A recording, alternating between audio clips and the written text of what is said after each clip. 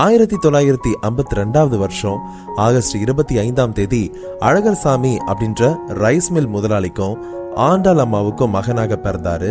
அவருடைய அப்பா அவங்களுடைய அம்மா அவங்க வச்ச பேரு நாராயணன் விஜயராஜ் அழகர் சாமி. மதுரை மாவட்டம் திருமங்கலத்துல இருந்து நடிக்க சென்னைக்கு வராரு. அப்பதான் விஜயராஜ் அப்படின்ற அவருடைய பெயரு விஜயகாந்தா ஆகியிருக்கு. இந்த கதையை பின்னாடி பார்க்கலாம். நம்ம கேப்டன் கூட பிறந்தவங்க 3 பேருங்க. கேப்டன் அவங்களுக்கு ஒரு நல்ல வயசா இருக்கும் போதே அவங்களுடைய அம்மா இறந்துட்டாங்க. அதனால அவருடைய உறவுக்காரங்க எல்லாம் சேர்ந்து கேப்டன் அப்பாவுக்கு இன்னொரு கல்யாணம் பண்ணி வச்சுட்டாங்க. அவங்க பேரு ருக்மணி அம்மாள். அவங்களுக்கு 7 பசங்க இருந்தாங்க. கேப்டன் அவங்களுடைய குடும்பம் ரொம்ப பெருசுங்க. அதே மாதிரி அன்னைக்கு இருந்து இன்னைக்கு வரைக்கும் நம்ம கேப்டன் குடும்பம் மதுரையில கூட்டு குடும்பமா தான் வாழ்ந்துகிட்டு வராங்க. கேப்டன் அப்பா 4 குழந்தைகளுக்கு கல்யாணம் பண்ணி வச்சாரு. அதுக்கப்புறமா அவரும் இறந்து போயிட்டாரு. மத்த எல்லாருக்கும் கேப்டன் தான் கல்யாணம் பண்ணி வச்சிருக்காருங்க. கடைசியில இவர் கல்யாணம் பண்ணிக்கிட்டாரு. அதனால குடும்பம்னா என்ன அப்படிங்கறதும் குடும்பத்துல இருக்கக்கூடிய கஷ்டம்னா என்னங்கிறதும் சின்ன வயசுல இருந்தே கேப்டனுக்கு புரிய ஆரம்பிச்சது. சின்ன வயசுல இருந்தே கேப்டனுக்கு அம்மா பாசம் கிடைச்சதே கிடையாது. அப்பாவும் கொஞ்சம் கண்டிப்பானவராக தான் இருந்திருக்காரு. கேப்டனுடைய பள்ளி படிப்பு முழுசுமே ஹாஸ்டல் வாழ்க்கையா தான் இருந்திருக்கு. அதனாலதான் கடைசி வரைக்கும் அவரை சுத்தி ஆட்கள் இருந்துகிட்டே இருந்திருக்காங்க. அவரை அவங்க எல்லார் கூடயும் அனுசரிச்சு போகவும் அவருக்கும் தெரிஞ்சிருக்கு. கேப்டன் அவங்க 1வது வகுப்புல இருந்து 6வது வகுப்பு வரைக்கும் படிக்கக்கூடிய பள்ளிக்கூடத்துல ஹாஸ்டல்ல தங்கி படிச்சிருக்காங்க. படிக்கும் பொழுது கேப்டன் அவங்களுக்கு தமிழ் மொழி மேல ரொம்ப ஆர்வம் அதிகமா இருந்திருக்கு. அதுக்கு காரணமா இருந்தது அவருடைய தமிழ் வாத்தியார் சார்லஸ் தான். சார்லஸ் அவங்களுடைய பள்ளிக்கூடத்துக்கு வரும்பொழுது கதர் வேட்டி, கதர் சட்டை, கதர் துண்டு, காந்தி குள்ளா இதெல்லாம் போட்டுக்கிட்டு தான் வந்திருக்காரு. அவர் தமிழ்ல நேசிச்சு சொல்லி கொடுத்து நம்ம கேப்டனுக்கு பிடிச்சு போச்சுங்க. ஒரு பாடத்து மேல ஆர்வம் வரணும்னா அது சொல்லி தரவங்க மேலயும் ஆர்வம் வரணும் இல்லையா? அப்பதான் அந்த பாடம் நம்ம மூளைக்கு போகாம மனசுக்கு போகணும்னு சின்ன வயசுல அடிக்கடி நமக்கு சொல்லுவாங்க. அந்த மாதிரி தான் கேப்டன் அவங்களுக்கும் தமிழ் மேல தீராத பற்றும் ஆர்வமும் ஏற்பட்டுச்சு. அது அவரை ஹிந்தி எதிர்ப்பு போராட்டத்துல கொண்டு போய் விட்டுடுச்சு. 6வது 7வது வகுப்பு முடிச்சுட்டு 8வது வகுப்பு படிக்க மதுரை MC ஸ்கூல்ல சேர்ந்தாரு. 9வது வகுப்பை நாடார் ஸ்கூல்ல படிச்சாரு. இப்படி நிறைய பள்ளிக்கூடத்துல மாறி மாறி படிச்சதுனால கேப்டனுக்கு நிறைய நண்பர்கள் கிடைச்சாங்க.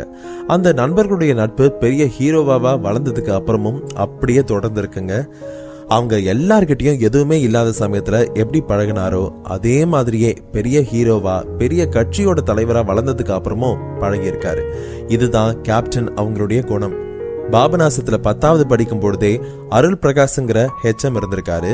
அவரும் கேப்டன் படிச்ச பழைய ஸ்கூல்ல இருந்து மாறி புது ஸ்கூல் அவருக்கே HM வந்திருக்காரு. அப்போ விஜயகாந்த் சார் அவர்கள் 11வது வகுப்ப யூனியன் கிரைஸ்ட் ஸ்கூல்ல மதுரையில படிச்சிருக்காரு. கேப்டன் அவருக்கு பாடம் எடுத்த ஆசிரியர் எல்லாம் ரொம்ப பிடிச்சு போயிருந்திருக்கு. அதனாலதான் பெரிய ஹீரோவா ஆனதுக்கு அப்புறமும் தான் படிச்ச பள்ளிக்கு போகும் பொழுது 1,00,000 ரூபாய் டொனேஷனை கொடுத்திருக்காருங்க. கேப்டன் அவங்க படிக்க காலகட்டத்துல ஸ்டேட் டிரான்ஸ்ஃபர்ங்கிற ஒரு பேர்ல தான் பஸ் எல்லாம் ஓடிக்கிட்டு இருந்துருக்கு. எங்கேயும் தமிழ் எழுத்து காணப்படல. இதனால பொங்கி எழுந்த கேப்டன் அவர்கள் ஹிந்தி எதிர்ப்பு போராட்டத்துல போய் கலந்துக்கிட்டாரு. சும்மாவே தப்ப தட்டி கேட்கக்கூடிய குணம் கொண்ட கேப்டன் அவங்களுக்கு தமிழ்நாட்டுல எங்கேயுமே தமிழ் இல்லைங்கிறத பார்த்ததும் பொறுக்க முடியல. அந்த கோபத்துல தான் ஹிந்தி எதிர்ப்பு போராட்டத்துல கலந்துக்கிட்டாரு. கேப்டன் அவங்களுக்கு சின்ன வயசுல கொடிக்கால் புலி திங்கிறது ரொம்ப பிடிச்சிருக்கு. அதே மாதிரி பள்ளிக்கூடத்துல வாசல்ல ஐஸ்கிரீம் வண்டி வச்சு வித்த ஐஸ் குச்சி ரொம்ப பிடிச்சு போய் அது வாங்கி சாப்பிடுறதுல அவருக்கு அவ்வளோ சந்தோஷமா. அதே மாதிரி இழந்த பழத்தை உருட்டி உப்புல தொட்டு சாப்பிட்றதும் அவருக்கு ரொம்ப பிடிச்ச ஒரு பழக்கம். பின்னாடி ஹை ஸ்கூலுக்கு போனதுக்கு அப்புறமும் பள்ளிக்கூடத்தை கட்டடிச்சுட்டு MGR படத்துக்கு போறதும் அவருக்கு ரொம்ப பிடிச்சிருக்கு. கேப்டன் MGR உடைய தீவிர ரசிகரா இருந்திருக்காரு. மேலமாசி வீதியில இருந்த கேப்டனுடைய வீட்டுக்கு பக்கத்துல தான் மதுரையிலேயே ரொம்ப பழமையான சென்ட்ரல் தியேட்டர் இருந்திருக்கு. கேப்டன் சின்ன வயசுல இருந்து எல்லா படங்களையும் இந்த தியேட்டர்ல தான் பார்த்தாரு. சினிமா மேல அவருக்கு ஈர்ப்பு வர இந்த விஷயம் கூட காரணமா இருந்திருக்கலாம். மீனாட்சி அம்மன் கோவிலுக்கு பக்கத்துல மேற்கு மாசி வீதியில தான் கேப்டனுடைய வீடு இருக்கு. அந்த வீட்டோட பேரு ஆண்டாள் இல்லம். கேப்டனுடைய அம்மா ஆண்டாள் அவர்களுடைய நினைவா அப்போ அவருடைய அப்பா அழகர் சாமி இந்த வீட்டுக்கு ஆண்டாள் இல்லம்ன்ற பேரை வச்சிருக்காரு. முன்னாடி கேப்டன் குடும்பத்தை சேர்ந்தவங்க இதே இடத்துல தான் ஓட்டு வீட்டுல தான் வாழ்ந்திருக்காங்க. இந்த வீட்டுல இருந்துகிட்டு தான் கேப்டன் அவர்கள் சினிமாவுக்கு வர முயற்சி செஞ்சுட்டு இருந்திருக்காரு. இந்த வீட்ல இப்போ கேப்டனுடைய தம்பி செல்வராஜும் அவருடைய குடும்பத்தினரும் இருக்காங்க. கேப்டன் அவர்கள் மதுரை கீரத்துறையில இருந்த அவருடைய அப்பாவுக்கு சொந்தமான அரிசி ஆலைய கொஞ்சம் காலம் நடத்தி வந்தாரு. அப்பதான் தொழிலாளர்கள்னா யாரு, அவங்களுடைய கஷ்டம் நஷ்டம் என்னங்கிற எல்லா விஷயத்தையும் புரிஞ்சுக்கிட்டாரு. தொழிலாளர்கள் கிட்டையும் தாயா பிள்ளையா பழக ஆரம்பிச்சிருக்காரு.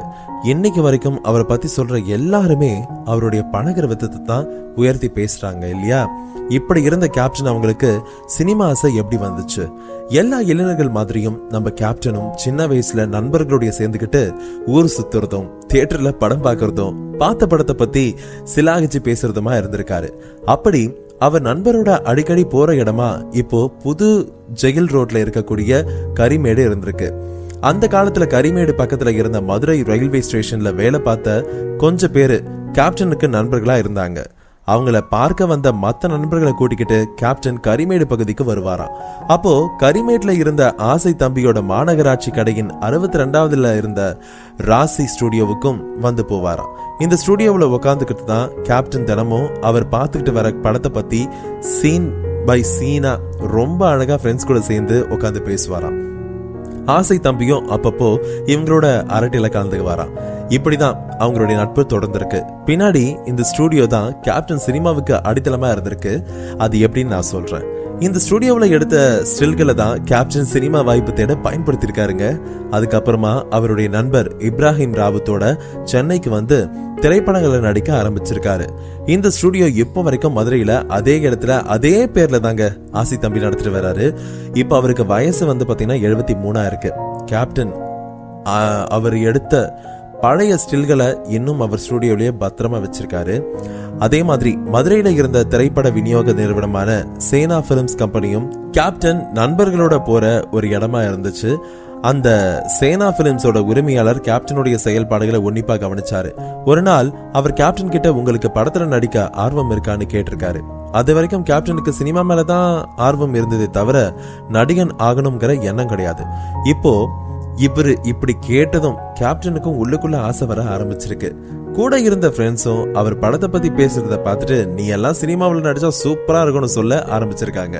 சினிமாவில் நடிக்கணும்னா விதவிதமான ஸ்டில்ஸ் எடுக்கணும்னு சொல்லி சேனா பிலிம்ஸ் ஊழியர்கள் எல்லாம் மேலமாசி வீதியில இருந்த ஒரு ஸ்டுடியோவுக்கு கேப்டனை அனுப்பியிருக்காங்க. அந்த ஸ்டுடியோவில் எடுத்த ஸ்டில் எதுவுமே சரியா வரல. உடனே கரிமேட்ல இருந்த ராசி ஸ்டுடியோவை தேடி வந்திருக்காரு கேப்டன். இங்க ஆசை தம்பி எடுத்து கொடுத்த ஸ்டில்ஸ் தான் சினிமா வாய்ப்பு தேட பயன்படுத்தி இருக்காரு. இந்த வீடியோ உங்களுக்கு யூஸ்ஃபுல்லா இருக்கும் நான் நம்புறேன். இதோட தொடர்ச்சியை நீங்க பார்க்க விரும்புனீங்கன்னா நீங்க செய்ய வேண்டியது ஒன்னே ஒன்று தான். தயவு செய்து நம்ம சேனலை சப்ஸ்கிரைப் பண்ணி வைங்க. மறக்காம பக்கத்தில் உள்ள பெல் ஐக்கனை பிரஸ் பண்ணி வைங்க. அப்பதான் நான் போடக்கூடிய வீடியோ உடனுக்குடன் உங்களுக்கு நோட்டிபிகேஷன்ல வரும். இந்த வீடியோ பற்றின கருத்துக்கள் ஏதாவது உங்களுக்கு இருந்ததுன்னா தயவு செய்து கமெண்ட் செக்ஷன்ல கமெண்ட் பண்ணுங்க. அது எனக்கு கொஞ்சம் யூஸ்ஃபுல்லா இருக்கும். அடுத்த வீடியோவில் உங்களை சந்திக்கும் வரை உங்களிடமிருந்து விடைபெறுவது உங்கள் அற்புதராஜ். பாய்.